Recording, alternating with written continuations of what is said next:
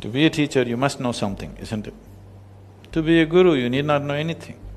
It's just that you don't know anything, but you got eyes to see.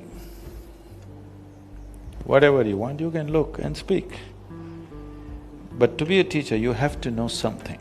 If you don't know anything, you can't make a teacher, isn't it? To be a guru, you don't need to know anything. Just a certain level of perception, that's all. You're not knowledgeable about anything. It's easy. Being a teacher is difficult because you'll have to remember so many things.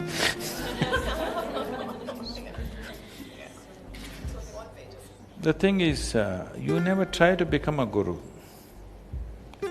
If people notice that you have a certain level of perception, people will recognize you as one. You never ever try to become one.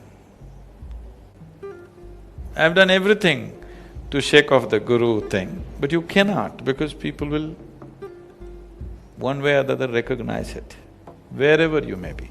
Whether you're in India or otherwise, they may not use the word guru, but nowhere in the world, if you found a human being whose perception is beyond yours, could you ignore him? People naturally gathered around them. Maybe they didn't use the word guru, they used something else. But always it happened, isn't it? In India, we identify people as saints, sages and seers. Saints means they have attained to a certain level of pleasantness. They can bless people. In their presence, everybody feels pleasant, some well-being happens. But they don't teach anything, they only bless. Sages means they have some grasp. They have become pleasant, their energies have become pleasant, but they have also grasped some knowledge, particular dimensions of knowledge. A sage may be good with astronomy or astrology or with some other dimension. All the Indian mathematics has come from sages, not from university academics. It is sages who came up with mathematics and music. You heard of this? Shiva himself is a great mathematician, musician, dancer, all these things because math came naturally when somebody looked deep enough into the existence.